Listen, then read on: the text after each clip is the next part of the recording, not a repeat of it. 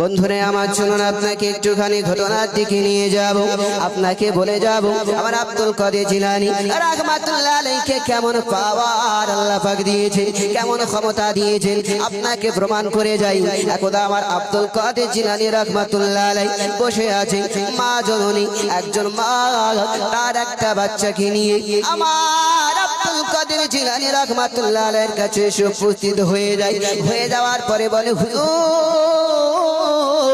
আমার এই বাচ্চাটা, আপনি যেমন বড় আলিমে দ্বীন হয়েছেন, বিখ্যাত আলিমে দ্বীন হয়েছেন, হুজুর আপনি যেমন বিখ্যাত আলিমে দ্বীন, আমার এই বাচ্চাটাকে আপনার মতো বিখ্যাত আলিমে দ্বীন বানিয়ে দিবে, বিখ্যাত আলিমে দ্বীন করে দিবে। আমার গৌসে আজম বলে, মা তোমার মনের বাসনা হলো তোমার সন্তানটা তোমার মতো আমার মতো বিখ্যাত আলিমে দ্বীন হোক, আমার মতো বিখ্যাত বিজ্ঞ আলিম হোক। বলে, মা তোমার সন্তানকে আমার কাছে রেখে যাও, আমি গৌসে আজম তোমায় কথা দিলাম, আমি তোমার সন্তানটাকে আমার মতো বিখ্যাত আলিমে দ্বীন বানিয়ে দেব। মা জননী গৌসে আজমের কাছে বাচ্চাটা আপনার রেখেছে, বাচ্চাটা রেখে গেছে বাবা। বাচ্চাটা রেখে যাবার পরে দেখবেন বাচ্চাকে আপনার মা বোনেরা সন্তান সন্ততিকে মিশনে আপনার ভর্তি করে, মাদ্রাসাতে ভর্তি করে। দেখবেন 1 মাস 2 মাস 3 মাস পর হলো দেখা করতে যায়, যায় না?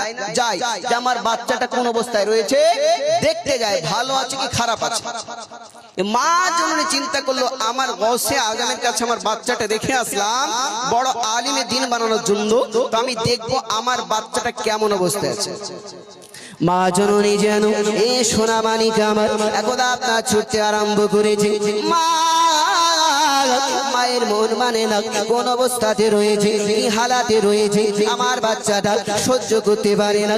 মা গুটি গুটি পায়ে ছুটতে আরম্ভ করে, মা ছুটতে আরম্ভ করেছে, যেন দেখতে পাই আমার গৌসে আজমের কাছে পৌঁছে গিয়েছে। মা জননী দেখতে পায় আমার গৌসে পাক আপনার মুরগির গোশত দিয়ে রুটি খায়, মুরগির গোশত দিয়ে রুটি ভক্ষণ করতেছে, আর তার বাচ্চাটাকে শুকনো রুটি দিয়েছে। মা জননী সহ্য করতে পারে না, মায়ের মনে রাগ হয়ে গেল, মায়ের মনে রাগ হয়ে গেল। কি রকম হুজুর, যে হুজুরে মুরগির গোশত দিয়ে রুটি খায় আর ছোট বাচ্চাকে শুকনো রুটি দিয়েছে, রাগ হবে না? আরামসে হবে। মা জননী আমার গৌসে আজমকে বলতেছে, হুজুর আপনি একজন বড় আলিমে দ্বীন হওয়ার পরে আপনার মনে তো ময়া দেওয়া নাই। বলে, কেমন?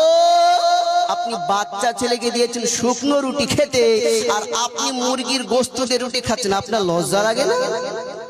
আমার গৌসে আজম রাদিয়াল্লাহু তাআলা আনহু বলতে আরম্ভ করে, মা আপনি মনে দুঃখ করো না, আমি গৌসে আজম যেমন খেতে পারি, মুরগির গোশত যেমন খাই, আবার আমি গৌসে আজম আবার মুরগি জিন্দা করে দিতে পারি। জোরে বলুন, আমার গৌসে আজম রাদিয়াল্লাহু তাআলা আনহু জানো মাকে বলে, মা আপনি দুঃখ করো না, তোমার মনে তুমি বেদনা নিও না, আমি গৌসে আজম যেমন করে খেতে পারি আবার জিন্দা করে দিতে পারি। মা এখন আপনার জানুন বলে, কেমন করে, আবার আপনি কেমন করে জিন্দা করবেন? গৌসে আজম জানো এখন আপনার মুরগির যত হাড় রয়েছিল ওই হাড় গুলোকে আপনার এক জায়গায় জেনা করেছে, এক জায়গায় করার পরে আমার গৌসে আজম মুখ দিয়ে বলতে আরম্ভ করেছেন, কুম্বি ইদনিল্লাহ যেন শব্দ বের করেছে, আর ওই হাতের উপর আপনার হাতটা জানো বাবা হাড়ের উপর জেনা রেখেছে। ওই হাড় ওই হাড় যেন ছিল আমার গৌসে আজম যেন বলা সঙ্গে সঙ্গে যেন ওই হাড় থেকে যেন জিন্দা মুরগি হয়ে যায়, জিন্দা মুরগি হয়ে যায়। মা জননী দেখার পরে মা জননী অবাক হয়ে গেল, আশ্চর্য হয়ে গেল, কি ব্যাপার, মাংস তো খেয়ে নিল, আবার কেমন করে মুরগি হয়ে যায়? আমার গৌসে আজম বলে, মা তোমার সন্তান যখন আমি গৌসে আজম আমার রাস্তায় যখন চলে আসবে, আমার জায়গায় যখন পৌঁছে যাবে, ওগো মা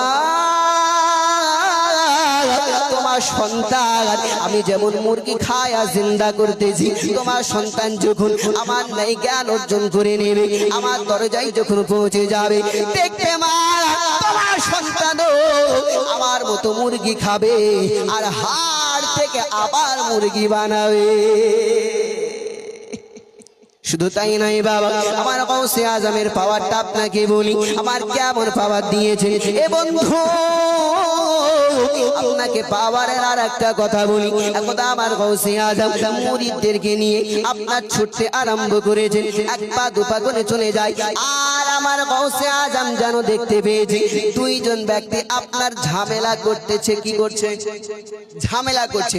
এবার আপনি বলুন তো, আপনি যখন গ্রামে ঝামেলা হয় বাড়ির মানুষরা কি করে? ছোটায় না? এই ঝামেলা কিসে? চুপ করো, বলে না? বলে। আমার গাউসে আজম রাদিয়াল্লাহু তাআলা আনহু বলে, কি ব্যাপার তোমরা ঝামেলা করছো কেন, মারামারি করছো কেন?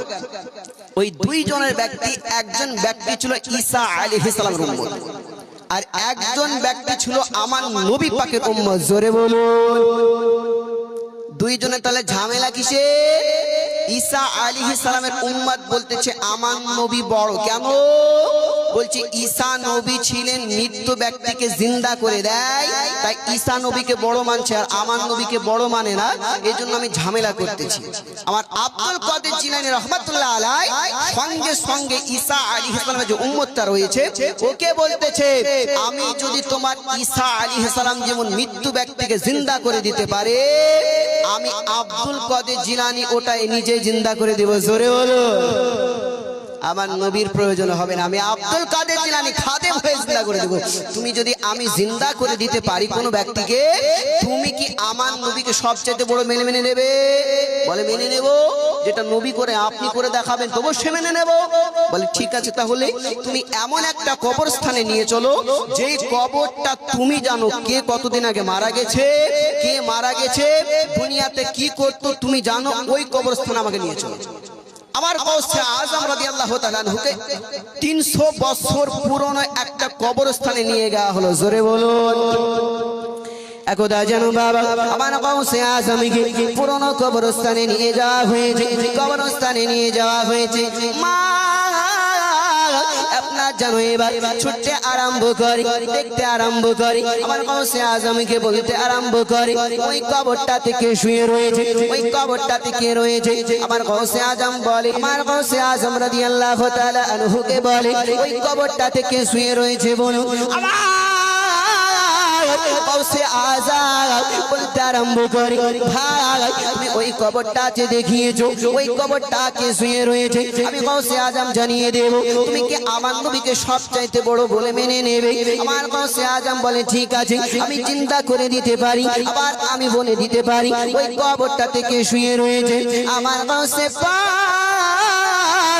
যেন আপনার বলতে আরম্ভ করে, ওই কবরটাতে যে শুয়ে রয়েছে দুনিয়ার বুকেতে, ওই ব্যক্তিটা হাতে একতারা নিয়ে গান বাজনা করতে। তো কি করতো? গান বাজনা করতো। দেখার পরে যেই না শুনেছে হতভাগ। কি ব্যাপার বুঝলো কি করে?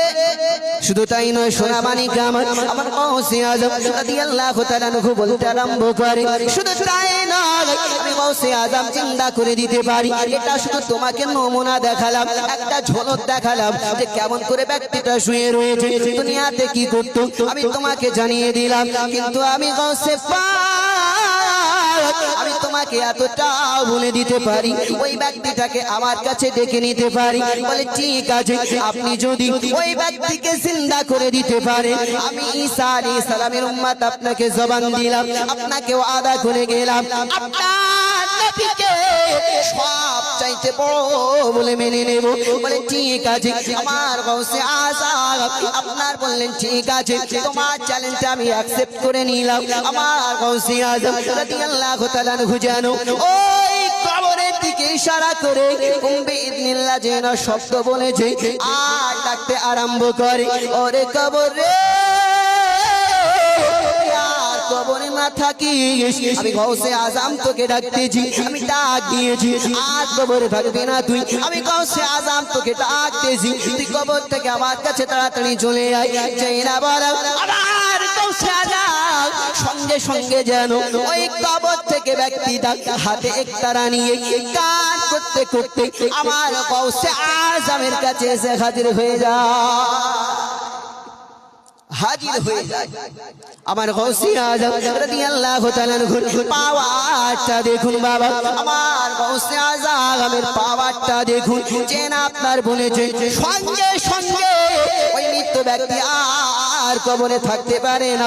ছুটতে ছুটতে বাবা আমার গৌসে আজমের কাছে হাজির হয়ে যায়। কেননা আল্লাহর ওলিরা আমার আপনার মতো হতে পারে না। আল্লাহ